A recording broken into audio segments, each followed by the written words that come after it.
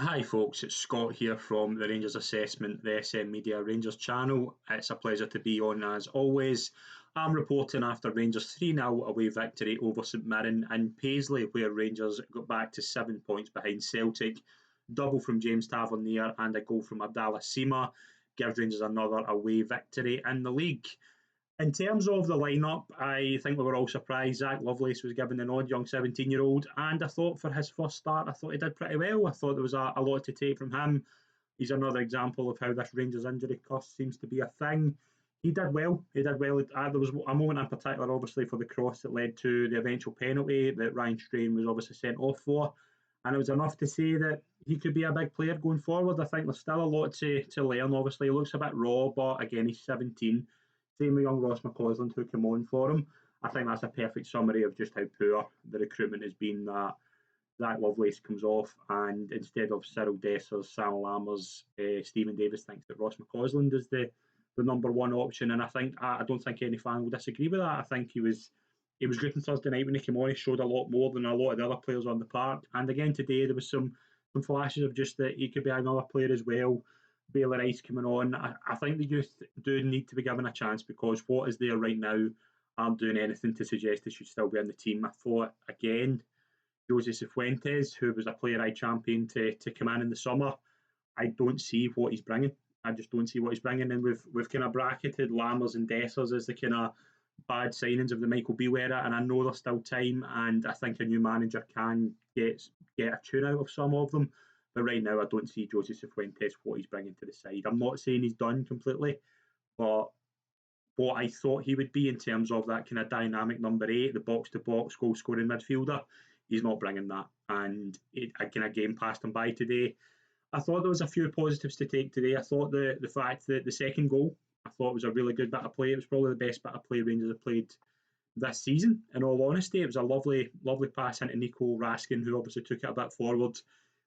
Any midfielder would have probably tried to take it himself, but he sees Abdallah Sima in a kind of wide open position, plays the ball along to him, and Sima finishes it really well to make it 2-0.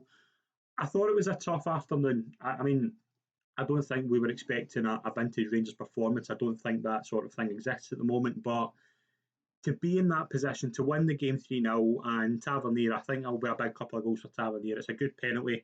It's a thunderous third goal. It's a really, really good effort.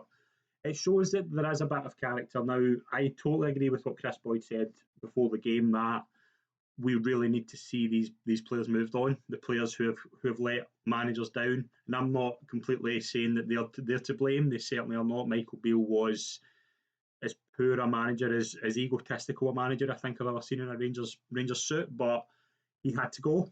But I think these players have run the race at Rangers, and I think it's now time to say that they need to be moved on. Now, it's going to take time. A new manager has to come in.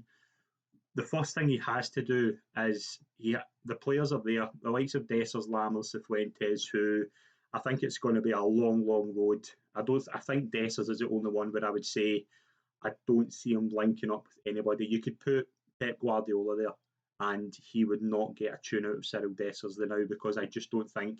I don't think he fits any sort of Scottish football way of playing, or I don't think he's mobile enough to be what Rangers need. Now you have to question what on earth the recruitment team Michael Beale saw in him to say he would be a big part of the rebuild. He seemed to be the kind of main target.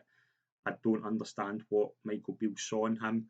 Lammers, I think you can get a little bit of a tune out of him. Cifuentes need to see a lot more, but there's positives to take. I thought Seema the past few games has shown a lot of character. Butland is there. Butland again, a couple of saves today, just big game player. I think Rangers really need to get the manager in and the new manager. It needs to be a manager with a certain way of playing. It can't be this slow lethargic style of play anymore because if I was a Rangers fan, I would turn off. It's that simple. If I was a Rangers fan paying week in week out to go and watch that, I would stop giving Rangers money because I'm not getting value.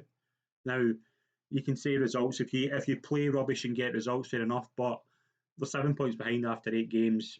A humiliating defeat in Europe on Thursday night, and there's nothing more to say other than that. The manager needs to come in and he needs to implement a new style, a style that can get a tune out of the Rangers fans. And more importantly, I think than anything, yes, 7 points is a long, long claw back, but it's not impossible. But it needs to be quick. It needs to be a style of play that the Rangers players can get into, and the Rangers fans can feel a bit of value on, because right now the Rangers fans have no value for money. And I think in the next couple of weeks we'll see a massive change at the club. Needs to be a new manager.